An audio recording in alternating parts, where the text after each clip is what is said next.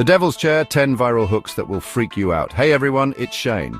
Today we're diving into one of the creepiest urban legends in America, the Devil's Chair in Cassadaga, Florida. Buckle up because these 10 viral hooks will leave you questioning everything you thought you knew about the supernatural. This chair, you guys, it's not just some piece of furniture. People say it's a direct line to the devil himself. I mean, come on, a chair. The devil? It sounds crazy, right? But there are so many stories, so many first-hand accounts that it's impossible to ignore. So sit back, grab your snacks, and get ready to dive into the chilling world of the Devil's Chair. Okay, so picture this. It's midnight, the witching hour, and you're sitting alone in a cemetery. You're surrounded by graves. The air is thick with this weird energy, and you're staring at a weathered stone chair. That's the Devil's Chair. And they say if you sit in it at the stroke of midnight, the devil himself will appear before you. Can you imagine? I would literally die, like actually die. But people say he grants wishes, offers you forbidden knowledge, all that scary movie stuff. But there's always a price. Right, there has to be. What would you even wish for? And what would the devil ask in return? It's the ultimate gamble. So we all want our wishes to come true, right? But what if I told you there's a haunted chair in Florida that actually grants them? Sounds too good to be true, doesn't it? Well, that's because it probably is. The Devil's Chair doesn't just hand out favors for free. It's like a dark, twisted genie. It wants something in return. Some say it takes a piece of your soul. Others say it demands a lifetime of servitude. Whatever the price, it's definitely not worth it. I mean, can you imagine selling your soul for a new car or $1 million? Not me. Cassadaga, Florida. It's not your average town. It's known as the psychic capital of the world, and it's crawling with mediums, psychics, and all sorts of spiritual energy. But hidden in the shadows of this mystical town is a dark secret. The Devil's Chair. Locals and tourists alike whisper about this cursed spot, daring each other to visit and tempt fate. Would you be brave enough to step foot in Cassadaga, knowing what lurks within its borders?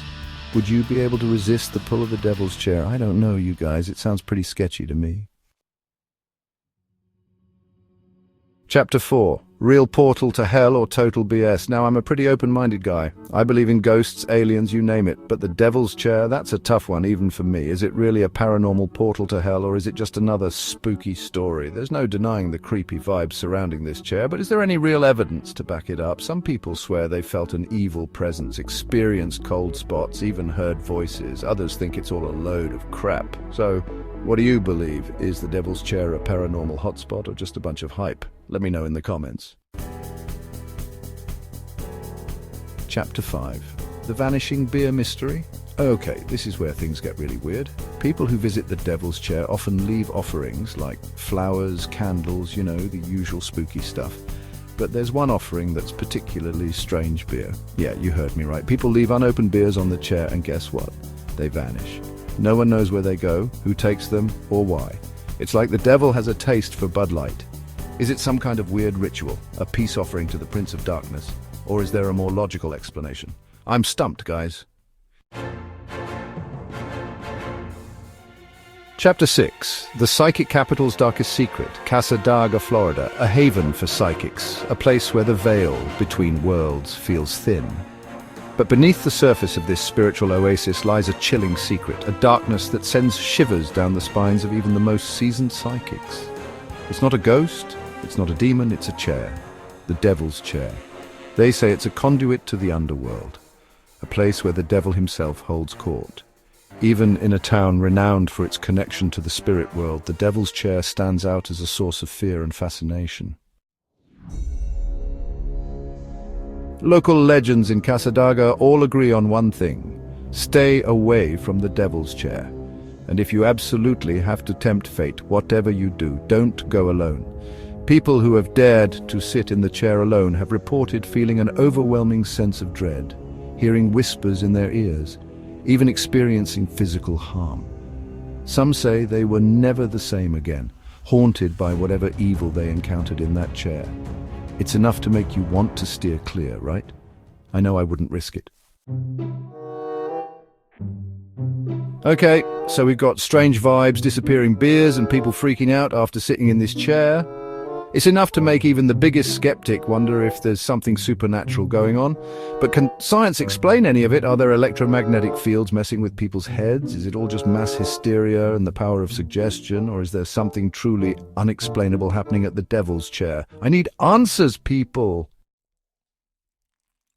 The devil's chair isn't just some random chair that someone decided was haunted.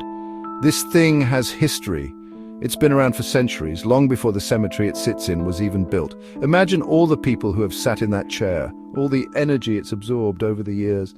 It's like a sponge, soaked in the darkest parts of human history. No wonder it's got such a creepy vibe. So here's the million-dollar question. Does the devil's chair really work? Can you actually communicate with the devil himself by sitting in this chair?